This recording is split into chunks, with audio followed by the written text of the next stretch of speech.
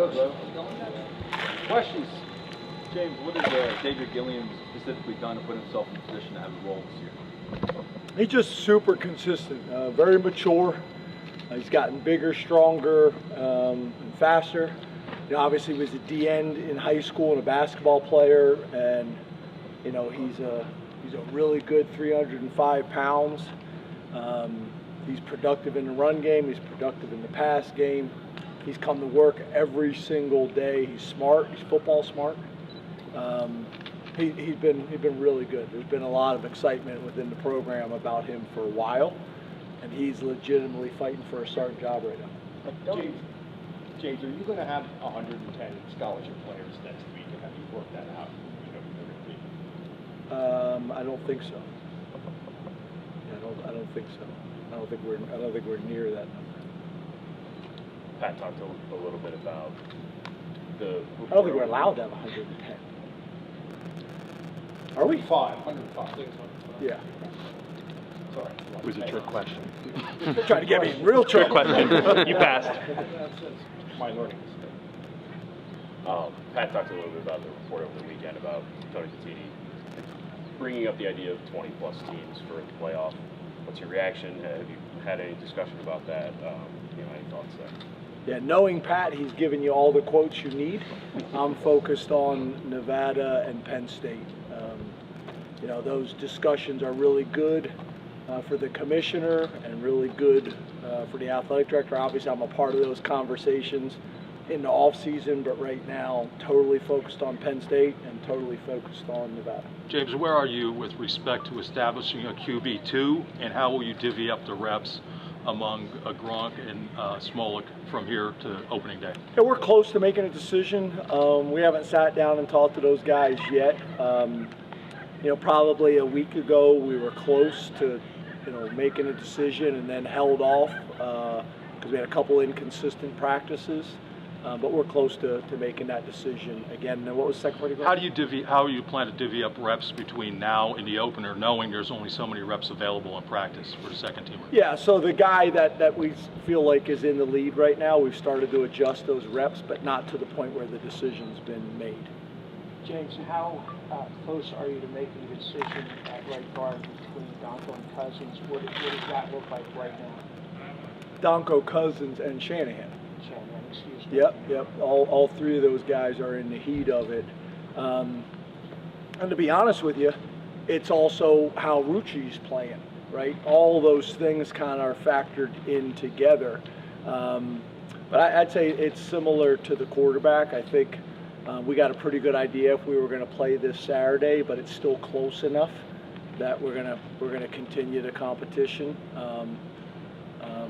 Different than quarterback, we're still probably rotating all those guys, equal reps, but it's a battle, and it really includes all four of them because how Rucci plays factors in, because we can move Donka to tackle, and then it's a two-man race inside. So not ready to make that decision yet, but it's a really good battle, and it's a really good problem to have. I think we can win with all of them. Do you feel like you're in a good spot, bumps, bruises, health-wise, with 10 days ago rather? Yeah, for the most part. I mean, this time of year you're going to have it, but I think the coaches have done a really good job. Nelly's done a really good job of making suggestions. We're down. I want to say, it may not sound significant, but we're down like 127 minutes from last year's camp. We're down a significant number of reps, and specifically when you talk about the proven commodities, right? Like, Nittany needs to get better, but we gotta be smart with him because we know who Nittany is. Same with Zane, right? So guys like that, Singleton and Fat, guys like that, we've modified their reps even more so, and we've done that every year. But I think the combination of overall being a little bit more strategic with our reps and with time on feet, and then having specific plans for the guys that are proven commodities that made a choice to come back and didn't have to, being really, being really smart and strategic with those guys. Very similar to what we did with Olu a few years ago. James, to that end, how would you characterize it, what you've gotten out of camp so far? Out of camp? Yeah. I feel really good about it. We've had a ton of reps. I don't know if I said this to you guys before. It's interesting. Like the old ball coaches, right? You talk about the days of the two-a-days are gone. And in college, we did three-a-days the entire time. I wouldn't go back if I could. I think the morning walkthrough and the afternoon practice is enough. We get a ton out of it, especially the way we are walking through. Guys are doing a really good job being detail-oriented, footwork, pad level, all of it. So I think it's been really good. So I think we're in a good place. Obviously, it's very different in year 2 with Andy and very different in year 2 with Stig. And everything's about, putting our defense and putting Jim in the best position as well, so that we can come out from game 1 and play championship level football. So I like where we're at. We still got some work to do, but good thing we still have time to get there. Coach, you mentioned it's year 2 for Coach Kotelnicki. For the players, if there's familiarity with that too, what do you see in the difference in him as he's coaching? He's a little bit more open to not criticize a guy or talk to a guy. Do you see any differences in year 2 for Coach than you saw in year 1? I think the biggest thing is he knows our program. He knows how we operate, so there's a ton of value in that. Less questions he has to ask. But then the other thing is he knows our personnel better. Like, he knows our team better. He knows what our strengths are. He knows what our weaknesses are. We've gotten to a point now in camp, we got a pretty good idea of what our identity is going to be. So I just think he knows our team better. He knows what Liam's strengths are and how do we play to Liam's strengths. And, Dinkins, and I can go on, and Singleton. So I think that's probably the biggest difference is how do we maximize our personnel and how do we hide some of our deficiencies while we're still working on them. Talking about the defensive tackle position in general, we all know about Sam. We saw a lot of what Alonso did there last season. Behind him, we haven't seen a lot of reps from those stud players. So how do you feel those stud pieces behind those two have progressed since you sort of those what pieces? The depth pieces. Depth pieces, yeah. I think good. You guys obviously you'll get a chance to see a ton of it during the first 3 games. Plan on playing a bunch of those guys to create depth, but also to evaluate them. Wafel's a guy that's really been a nice addition for us, and is playing some really good football. So I think he factors in, and that those next couple guys, there's a battle. There's a battle. Enai's done some nice things since we've moved him inside. I think he's already up to 275 pounds, so he has the ability to carry the weight pretty easily. Randy Adarica is doing some good things. So there's a Cook who's doing some good things. So there's a group of guys. But I just think the development of the Wafels and some of those guys that you guys haven't seen, it'll be really important in those first 3 games. I think a lot of people think training camp is the end of development. You're talking a lot about these guys developing through the season. How does that change from we're going in camp of specifically trying to develop guys, trying to get guys better, to now you're trying to win games? How do you do both of those during the season? Well, I think there's the aspect that there's guys right now we think are going to be ready by game 1, right? But then there's also guys that we think maybe not be ready by game 1, but we think they're going to be ready by game 4 or 5. And that should change. And we've had that every year. Guys that were yellow at the end of camp, but then by game 4 or 5, they turned to green. We've had guys that we thought were going to be green and then, slowed them down because they didn't play as well as we thought they were going to be. So we'll have a better idea of where we're at after game 3.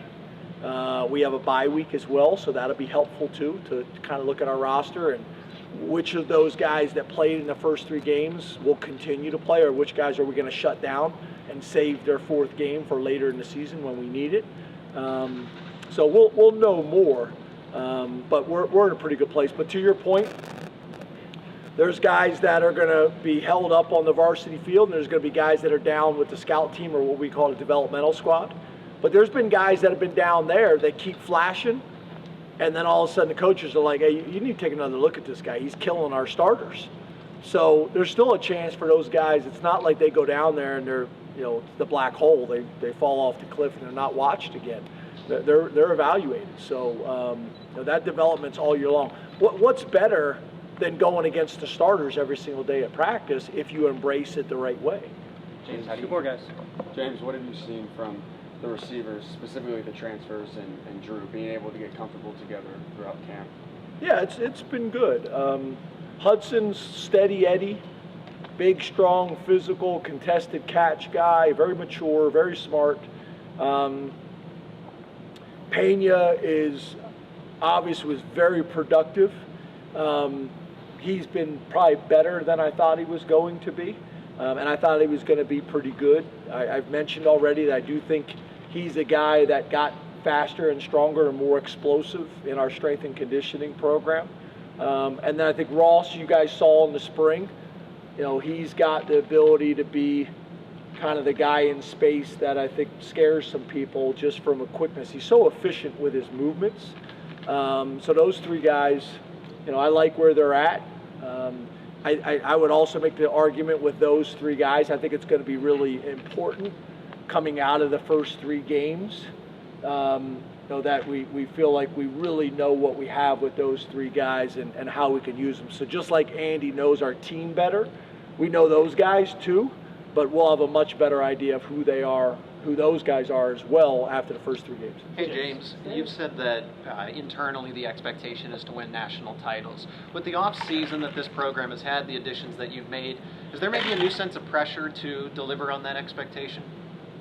No, I think you guys have asked me that question before, and I think I've covered it, but I'll cover it again. I think within our program and within this campus and within this community and within our alumni, and that's always the expectation. We finished the game before the national championship game and maybe a drive before that, and it didn't feel like it, right? People were pissed and disappointed, and most programs around the country would die to have that type of season. So there's more talk going on nationally. I get that. But within our program, I don't really sense a difference. I think there's recognition, that they've earned more conversations nationally. And I think if you follow patterns or storylines in terms of people that have been in the playoffs and then been able to get guys to come back, that's a storyline that I think a lot of people are running with. But at the end of the day, we got to go out and handle our business, and we got to do it one game at a time. But I don't sense that within our program. I don't feel that because I feel like that's always the expectation. Thanks, Coach.